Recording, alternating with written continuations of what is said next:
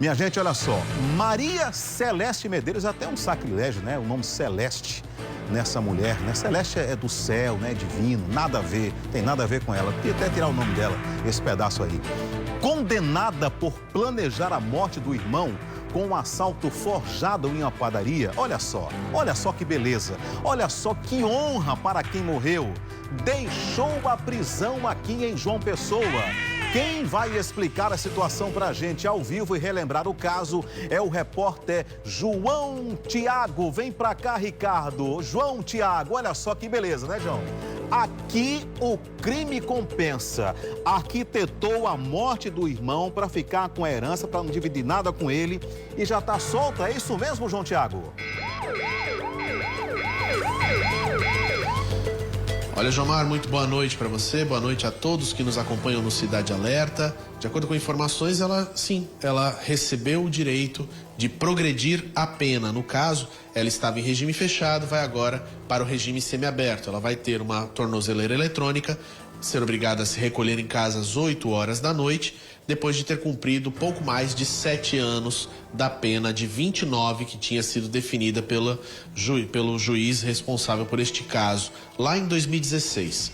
O homicídio aconteceu em junho de 2016. A Maria Celeste de Medeiros Nascimento teria contratado 2 homens para matarem o irmão dela, o Marcos Antônio do Nascimento, na frente da padaria que eles tinham, que era do pai deles. Eles dois estavam em uma disputa por conta da herança referente do pai e ela então contratou 2 homens para que eles forjassem um assalto, fingissem um roubo e no meio desse roubo, no meio desse assalto, o irmão dela seria morto. Ele ainda chegou a ser levado para o hospital de emergência e trauma, vítima dos disparos de arma de fogo, mas infelizmente não resistiu a esses ferimentos e acabou morrendo. Logo a polícia investigou, procurou informações, conseguiu encontrar os 2 suspeitos do homicídio que apontaram na direção da Maria Celeste e ela acabou também sendo presa. Em julgamento foi determinado pelo júri uma pena de 29 anos. No Brasil, a gente sabe que tem algumas formas de fazer com que essa pena progrida. O fato de ser réu primário e tudo mais pode facilitar também. E ela acabou cumprindo pouco mais de 7 anos desta pena. É importante também destacar que ela conseguiu, por meio de trabalho dentro do presídio, reduzir a pena dela em mais de 700 dias. Ou seja, uma pena que ela teria que cumprir mais 707 dias, na verdade, ela conseguiu, por meio do trabalho dentro do presídio, reduzir esta pena e hoje ela consegue encontrar a liberdade das ruas novamente, com uma tornozeleira eletrônica, tendo que se recolher em casa às 8 horas da noite. Casos como este ainda levantam muitas dúvidas no cidadão brasileiro. A lei parece um pouco frouxa às vezes por conta dessas facilitações. Por isso a gente trouxe aqui para esclarecer não só esse caso, mas um quadro geral sobre estes casos. O Dr. Leonardo Rufo, ele é advogado criminalista e vai tentar explicar pra gente. Doutor Leonardo, ela foi condenada a 29 anos, cumpriu pouco mais de 7 e agora está em liberdade. O irmão dela, infelizmente, jaz em uma cova, depois de ter sido morto a mando dela. Um crime que ela confessou e ainda assim, agora, pouco mais de 7 anos depois, ela está livre. Em crimes como este, que envolvem assassinato, que envolvem uma série de agravantes dentro deste crime, essa progressão de pena,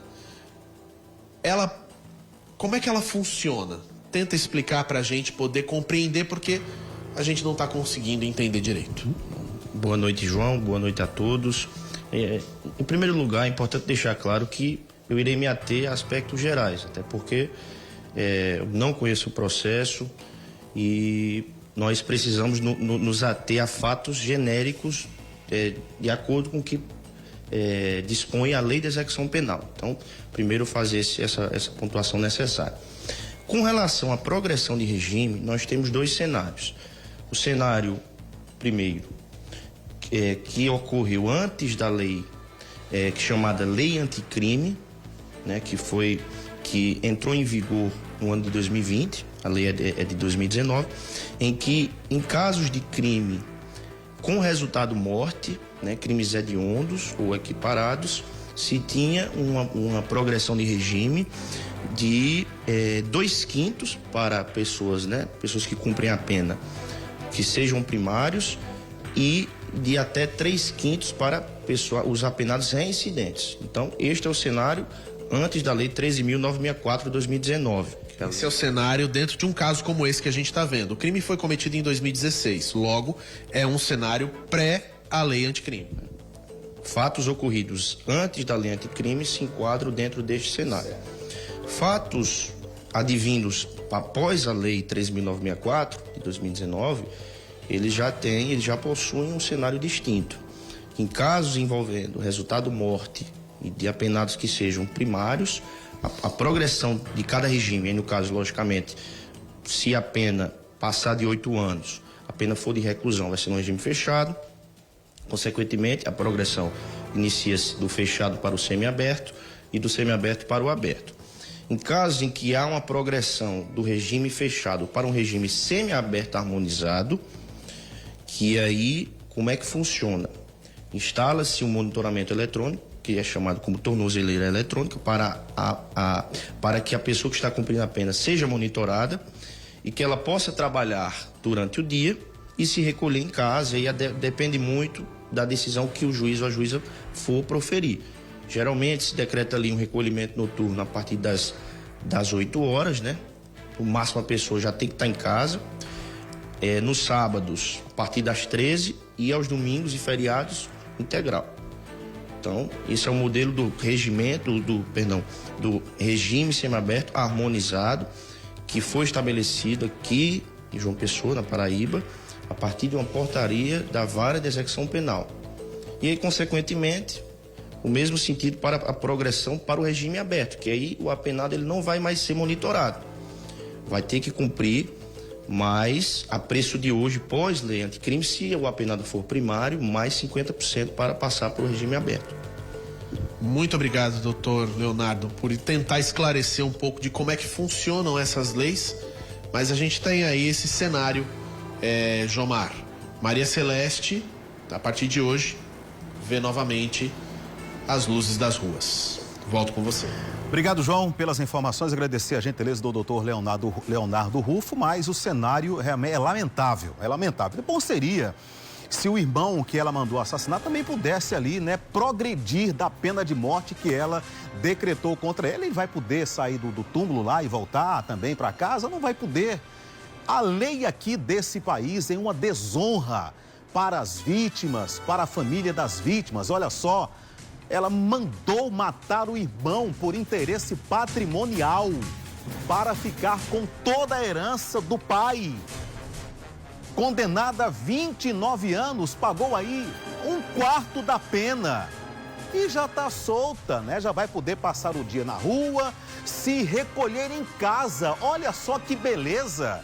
Mas é uma maravilha essa lei penal aqui, essa lei de execução penal, que é onde está lá todas as benesses dos criminosos e todos os malefícios para a vítima e para a família da vítima. É uma piada de mau gosto.